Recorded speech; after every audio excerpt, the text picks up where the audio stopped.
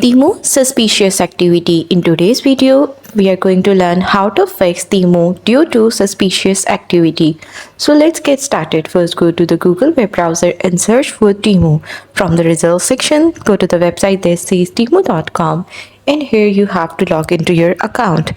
After logging into your account, you simply have to click on your profile. It should take you to the page like this. Now you have to scroll down on the left side and then you have to go to this account security option. As you can see the option right here. In the account security option, you will see other options. From here, you have to verify your phone number. Just have to make sure your password is added. Currently, I have logged in with my Google, so I have not added my password. You just have to add password. Make sure you have linked any account.